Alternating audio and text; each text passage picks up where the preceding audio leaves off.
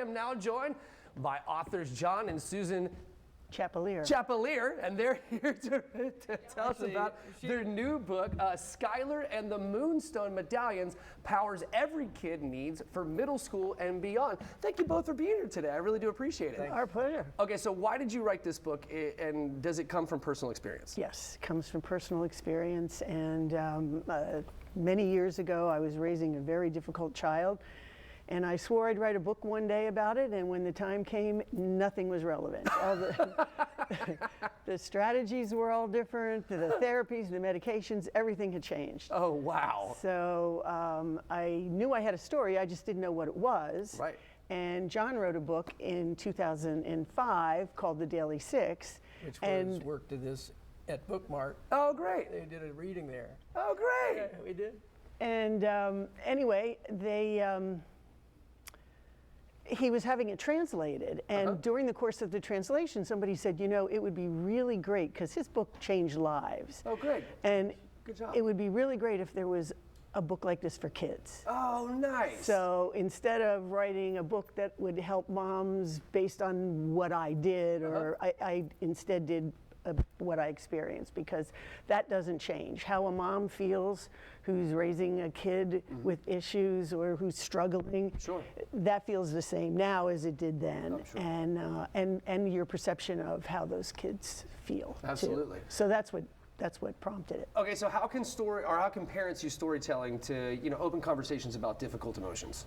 Well, this is a very fun read, and I tried extremely hard to not have it be like homework for kids. I wanted a kid to look at this and say, oh, it's about skateboarding. And there's a lot of skateboarding in there. Okay, good. But there are underlying messages tied to, she's got this group of kids, they all have interesting personalities, they're all dealing with tough stuff.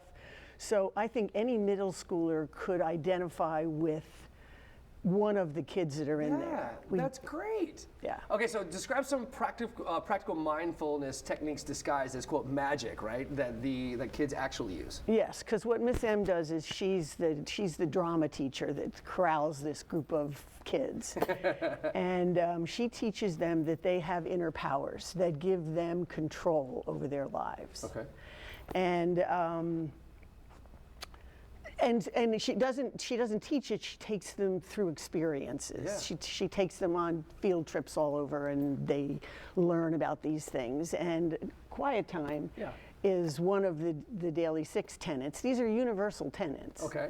But what do you think is the best example? Well, we were talking about willingness, and the key ingredient in willingness is simply willing to try new things to get new results. Yeah.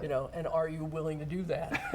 And kind of thing. Because if you're not willing to exercise and eat less, you're not going to lose weight. That's right. You know what I mean? So you've got to be willing to try new things, be uncomfortable, and stick with it until the uncomfortable becomes comfortable. Right. And that's the concept behind willingness, and the mindfulness component, which is in quiet time, which Miss M takes them to a meditation museum. The thing that's different between Susan's book and my book, which is why my book is this thick and Susan's book is this thick, is good. My book was instructional. It's like, here it is, this is what it is, this is what it changes. Susan's book is all these characters having all these different issues being corralled around Washington, D.C., because that's where I grew up and Susan and I lived for many years. All the different places in Washington. She takes them to a meditation museum, and they sit in something that looks like a little space capsule with music, and they try to learn how to be quiet. Yeah, a practical experience. Like the next week, they go to a high school to look around for going to high school the next week, and one of the kids gets trapped under the stage in the trap room. Whoa! Door slammed shut. 3 kids are under there together. One kid says, hey, remember when Miss M was talking about quiet time? Okay, so and let's they're close. Sarcastic. They're like, oh, sure. come on. It's like, she's got smart asses. She got smart asses in this book, I'll tell you. So the kid, one of the kids who's been in it longer says, remember, she said, just quiet down, take a few deep breaths, settle ourselves up. Hey, my foot came unstuck. Hey, next thing you know, they're... And there was a cat down there that was purring, so there was the purring, and there was they closed their eyes, and they held hands, and they breathed deeply, and they all calmed down, and, eventually somebody came. And each one of the components, each one of the 6 components, she takes them through in a camp, as they move from completely ignorant of these concepts Sure. to really getting an understanding of what, even as an 11 or 12 or 13-year-old, what controls you do have over the things that are going on. Right. And that control is based on how well you're doing in here, I love not how well you're doing out here. Sure. You know, Okay, so this is very cool. So where can we go to buy the book? Well, it's on Amazon. Okay. It's You go to Bookmark. Go to Bookmark. yeah, bookmark. Yes, it's we just finished an audio, Okay. which isn't ready yet, No worries. but it's in But the it's process. paperback and and it's Kindle. on Kindle, and it's just accepted into the Jacksonville Public Library. So we were excited about that.